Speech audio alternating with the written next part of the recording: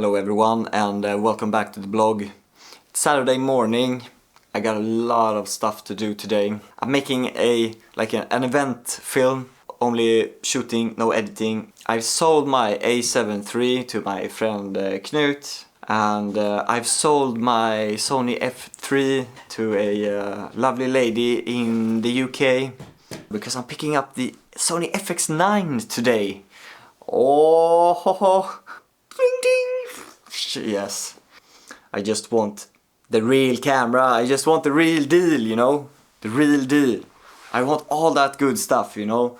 I did one job when I rented the FX9. I needed autofocus because it was a dance film and it was like no way that I'm gonna shoot this without autofocus. And when I got back to the edit, it was the quickest edit ever. I just put all the shots, there were no problems, and I just did the color space transform, bang, and I immediately saw I ain't gonna make this look any better if I was constantly on jobs where I just film and then hand over the footage and then forget about it. I don't think I would have gotten the FX9. I edit almost all the productions that I do. It's like my Sony FX7s. I can do really nice pictures if I spend some time in the grade. However, how much time do you want to spend on it? If I'm doing a passion thing, you know, I can sit all night do these kinds of edit, but I work. I need to get stuff done. After a while I found one old ad for an FX9. It's not like a super deal or anything, but it's reasonable. And the good thing is I have a job today down south and he agreed to come and meet me up. So basically I will go pick up the camera and start shooting with it immediately. And that's nice, that's nice. But before we do that, I have editing to do. I'm gonna finish up the last gig I shot in the first episode.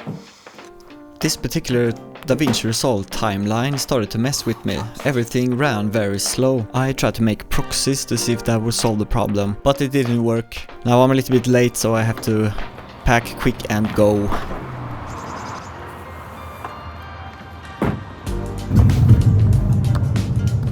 Spring is getting a hold of the country. So I picked up the camera, but I'm gonna bring it on the job, so I have to take everything out from its original box.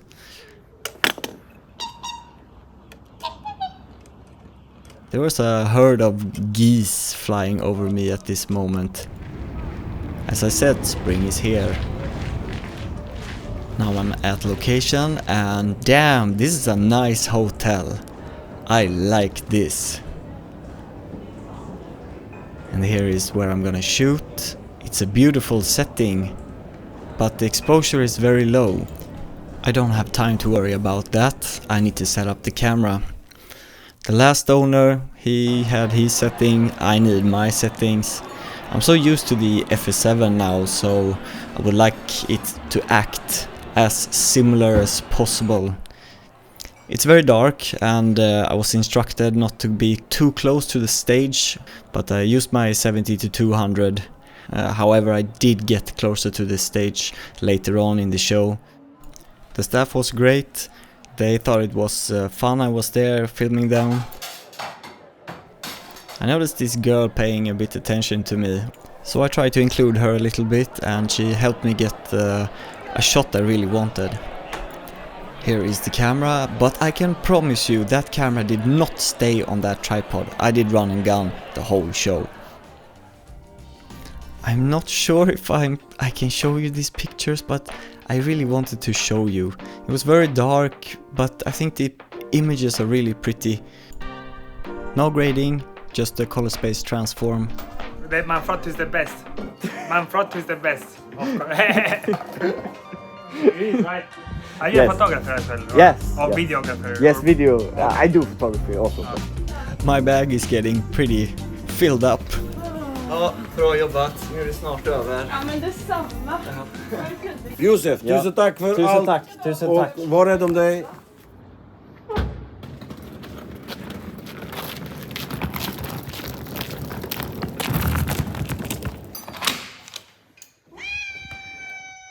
Hey.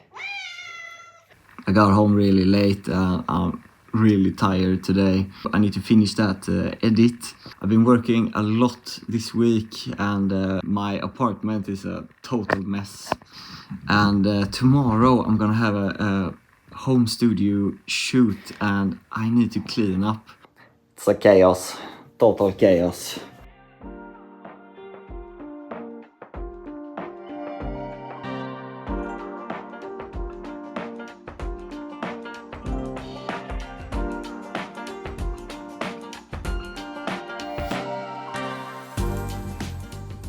And the studio is back online. It took me the whole day.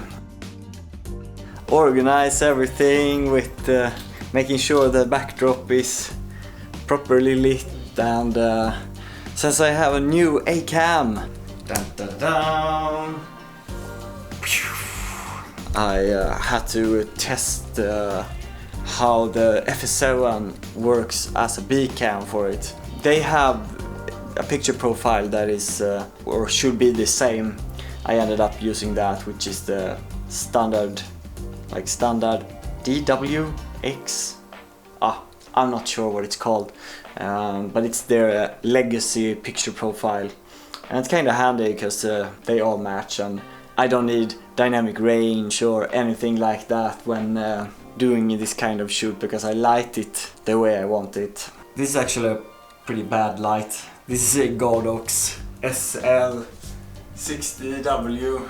I don't really need a more powerful light. We're only gonna do a 30-second, like a trailer for a online course. No teleprompter and nothing like that. I'm just setting it up and we go do it. I have the PZ 28-135 on both cameras, so I even have the same lens. I don't have like a tentacle sync or something like that, but my Zoom has a timecode generator, so I put the XDCA box on the FS7 and I just plug the F6 in, poof, poof. But I'm not gonna use the F6 for audio. My Rode NTG3 is hooked up to the FX9. This is kind of how it looks. Bra, hej och välkomna till den här kursen. Det här är en trailer, så här låter det när vi spelar in. Undra om det brötar eller ekar eller låter illa. Vi får se. Now I'm just gonna eat some food and then I'm gonna go to bed. I'm clearly fooling myself here. The cat needs activation. And the bill needs to be paid, and might as well update the firmware while we're at it. I think the shoot went well. I'm really happy to have eye detection autofocus in my camera again. I've gotten used to it from my A7 III and A7C. In this situation, the autofocus on the FS7 actually works pretty good, as you can see here. But in wider shots, I often feel that the eyes are too soft, so I'm happy to have eye autofocus back.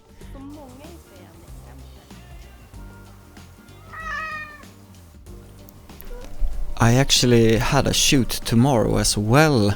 However, it got cancelled and postponed a couple of weeks. So I actually have some time over to really get deep in the menus and really try to set the camera up. I started with the audio settings because I couldn't really figure it out on the spot earlier, and I think the FS7's menu system is kind of convoluted, but however this is worse. Hey, hello. The sound is very noisy, way noisier than on the FS7. I need to check the sensor. How is it feeling? Oh no, it needs a cleaning. And luckily I have everything I need to clean it up. You know, I try to be patient with the cat, but when he sticks his tail onto the sensor, I had enough. The sensor was pretty dirty actually. I had to do multiple passes before I was really satisfied with it. If it had a shutter, maybe it could close like the other Sony cameras. That would be nice. And there is one thing I really like about the FX9 and the FS7 Mark II, and that's the locking E-mount. I think the Mark I FS7 with the normal E-mount, it's not strong enough to take the kind of lenses it's supposed to have on it. So I'm really happy with this. And of course I need to try it out with the heaviest lens I got. Oh boy, now I really feel the difference between the FX9 and the FS7. It's actually quite heavier. However, it's fine for me. I like to get stable shots. One final try with the audio, but no success. I need some help.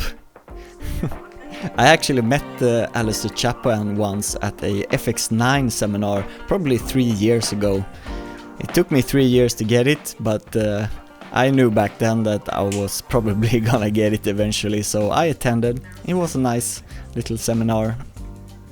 I figured out some of the stuff that I didn't really understand about the audio system. Haven't figured out why it's so noisy yet.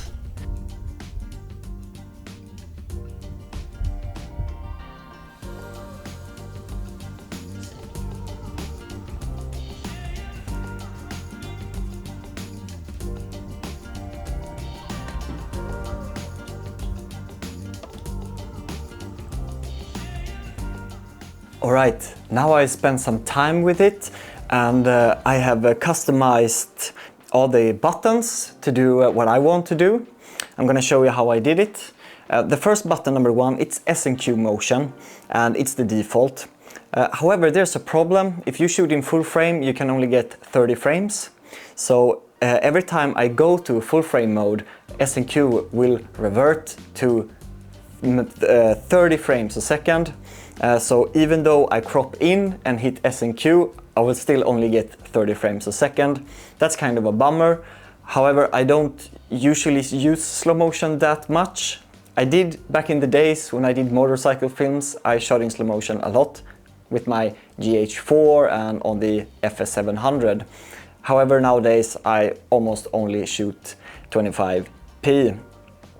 But my crop factor is number 2, so here I can push and cycle between full frame 6K, full frame 5K and 4K Super 35. And this is something I did on my A7 III. I had customizable button number 2 was the crop factor, and it was really handy, especially in shooting things from afar. I could always just push the button if I didn't have quite the reach that I needed. So I'm very happy that I can do it like this with this camera as well. Button number 3 is the high and low base ISO. I don't want to go through the menu, I just want to be able to use this as another exposure tool. So if I go from, let's say, one environment that is bright and then go inside to something that is dark, I just push the button and I changed the base ISO. Number 7 is my monitoring LUT, and in EI mode you can change your exposure index, so you can shoot at 2000, the camera will still expose for 4000. However, you can see the image being displayed with more dynamic range in the shadows, and I think this is really handy. And customizable button number 8, it's for monitoring audio. It sits just above the audio controls. So if I push it, I will monitor sound coming into the hot shoe. And then if I put it back, I will then hear whatever is plugged into my XLR mic. Very handy. And customizable button number 9, it's auto iris. You can use the variable ND to get auto exposure.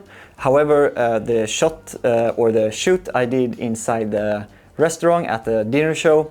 There was one shot I was trying to make. I filmed the waitress going from the kitchen into the dining area, and the kitchen was very bright and the dining area was very dark. I ended up pushing the auto iris button to do it, but I would have liked to just let the camera do the exposure in the right moment. So I put it here, very handy. And the last button is the number 10, and that's for cropping in and out on the monitor. Yeah, I really like having all the functionalities I really need right on the body. And now with autofocus, I can be even more nimble when I'm moving around with the camera. I'm not forced to go into the menu or even touch the lens while I'm filming. And I like that a lot. Thank you so much for watching. Wish me good luck with the camera, and I hope to see you next time. Bye!